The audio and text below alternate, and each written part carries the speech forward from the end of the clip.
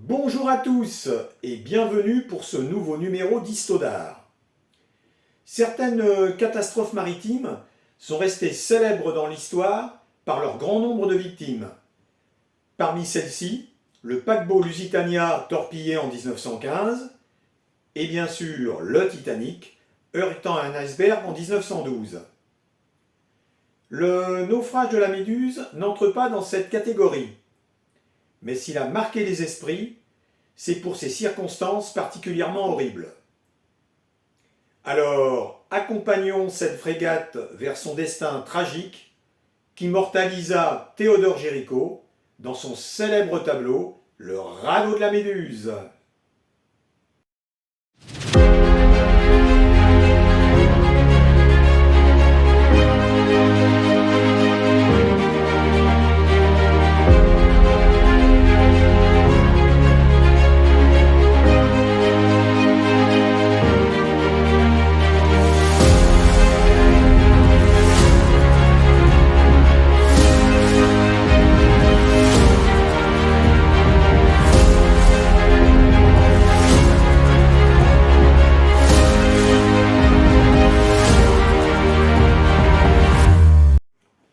Le 17 juin 1816, une flottille de 4 navires quitte l'île d'Aix en direction du Sénégal pour reprendre possession de cette ancienne colonie rendue par les Anglais. La Méduse, le navire amiral, est commandé par Hugues Duroy de Chaumaret, un marin qui n'a pas navigué depuis plus de 25 ans et qui a eu ce poste par relation. Cet aristocrate arrogant et incompétent est détesté de la plupart de ses officiers qui ont tous servi sous l'Empire.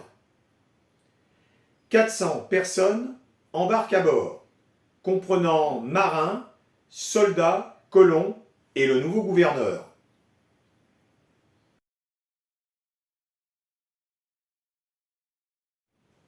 La principale difficulté de ce voyage est d'éviter le banc d'Arguin, un banc de sable à fleur d'eau près des côtes mauritaniennes. Pour y échapper, il faut passer au large dès qu'on aperçoit le Cap Blanc et sonder le niveau de l'eau régulièrement. Mais voilà que la Méduse distance son escorte et M. de Chaumaret prend seul la décision de suivre les conseils d'un passager, M. de Richefort. Il confond le Cap Blanc avec un gros nuage. Avec cette erreur fatale, la Méduse s'ensable le 2 juillet. On décide alors d'alléger le navire et de jeter tout ce qui est inutile. On construit même un radeau de 20 mètres sur 7 pour y entreposer les marchandises, en espérant que la marée le remettra à flot. On arrive même à le faire bouger un peu. Mais avec le mauvais temps, la quille finit par casser et il faut abandonner le navire.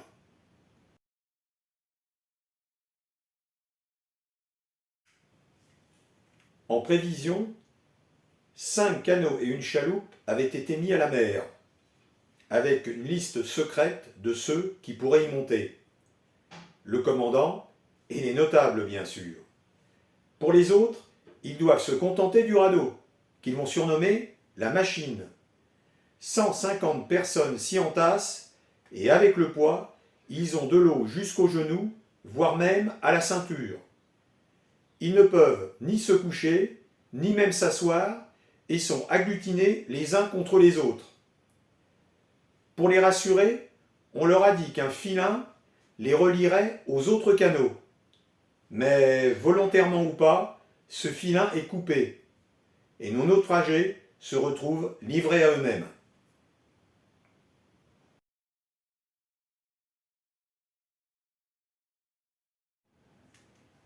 La première nuit de leur abandon, une tempête fait disparaître une vingtaine de victimes dans les flots.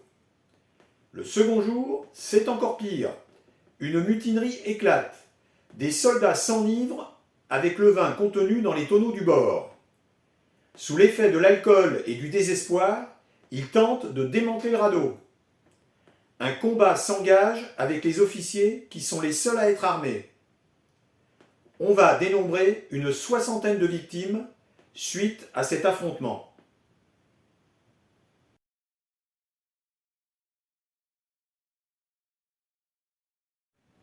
Dès le troisième jour, plus de vivres ni d'eau. Certains commencent par manger leur chapeau et leur ceinture de cuir, et boivent même leur propre urine. Épuisés, ils commencent à délirer et à avoir des hallucinations. Mais un homme plus affamé que les autres va commettre l'irréparable. Il découpe un morceau de chair d'un des cadavres de mutin et le mange. Il sera bientôt imité par d'autres. Même les plus réticents finiront par passer à l'acte. Les jours passent et le nombre de survivants diminue suite à un nouvel affrontement entre eux.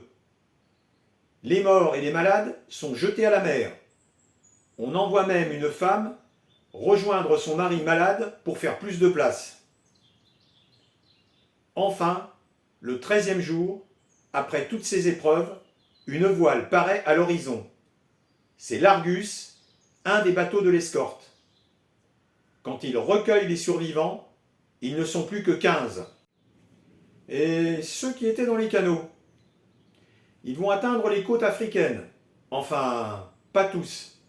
Certains seront même capturés par une caravane pour être vendus comme esclaves. Quant à M. de Chaumareix, il est arrivé sans encombre à Saint-Louis du Sénégal. Il envoie même une teinture indigo au ministre, comme si de rien n'était. Dès leur retour en France, les rescapés vont raconter leur terrible histoire, qui va choquer l'opinion publique. Chaumareix est mis en accusation et jugé responsable de la tragédie. Il est rayé des cadres de la marine et condamné à 3 ans de prison. Cette affaire a un tel retentissement qu'elle va passionner un jeune peintre du nom de Théodore Géricault. Géricault a déjà plusieurs tableaux à son actif, dont beaucoup sont inspirés de l'épopée napoléonienne.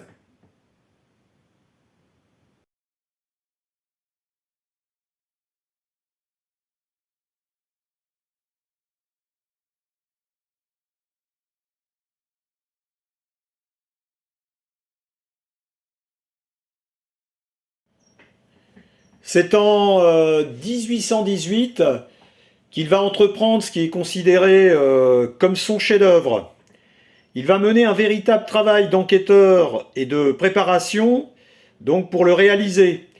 Il va d'abord interroger Savigny et Coréard, 2 des rescapés, puis il se rend dans une morgue pour observer la rigidité cadavérique. Il va aussi dans un asile pour dessiner les visages de personnes mourantes. Il va jusqu'à emmener dans son atelier des membres et une tête coupée pour observer leur décomposition. Alors vous imaginez l'odeur, hein. Ah, j'aurais pas voulu être son voisin. Alors il va faire construire un modèle réduit du radeau. Alors vous voyez qu'il a vraiment le sens du détail, hein. C'en est presque une obsession. Les dimensions du tableau.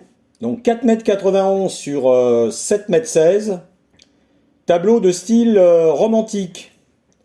Donc avec ce gros plan sur le radeau, on a vraiment l'impression qu'il suffirait d'enjamber le cadre pour se retrouver dessus.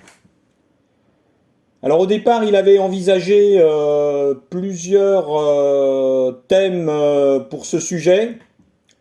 Le sauvetage en lui-même avec l'Argus, et même des scènes de cannibalisme. Finalement, il avait choisi cette scène un petit peu d'espoir. Et on voit donc l'Argus qui apparaît tout au fond du tableau, là au niveau de la ligne d'horizon, que je vous ai entouré. Alors il faut presque une loupe pour le voir.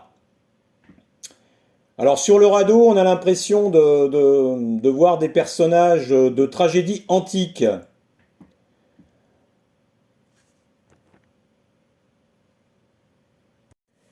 Si vous regardez bien, les naufragés forment une sorte de pyramide humaine. Alors cette structure, vous la retrouverez également dans le tableau de Delacroix, La liberté guidant le peuple. Alors dans celle-ci, les cadavres sont tout en bas, puis vous avez ceux qui attendent la mort, hein, comme le personnage barbu qui est dans la posture du penseur de Rodin, là, et qui semble résigné. Et vous avez donc en haut ceux qui espèrent être vus du bateau, avec au sommet donc cet homme noir qui agite son vêtement rouge. Géricault a voulu le mettre en lumière, lui qui était donc contre l'esclavage. Alors vous voyez également sur la gauche la grande vague qui est une nouvelle menace et qui semble vouloir les submerger. Géricault aimait bien représenter ses amis ou des gens qu'il connaissait. Vous avez donc Savigny et Coréard, deux des rescapés, hein, que j'ai numérotés 1 et 2. Et son ami donc Delacroix qui est allongé sur le ventre. Donc le numéro 3, le personnage donc qui a la main sur la poutre. Alors ce tableau a été exposé en 1819 au Louvre, mais l'œuvre a fait polémique. Deux raisons à cela. D'abord parce que certains naufragés sont nus. Donc on imagine mal manger un cadavre avec des vêtements. Mais aussi à travers ce fait divers, c'est une critique de la monarchie. Voilà, j'espère vous avoir dit à peu près l'essentiel sur ce tableau. Merci à vous de m'avoir suivi. Merci aussi d'avoir été nombreux à suivre le précédent Histodar sur le sac de Napoléon. À bientôt pour un nouvel épisode d'Histodote. Salut!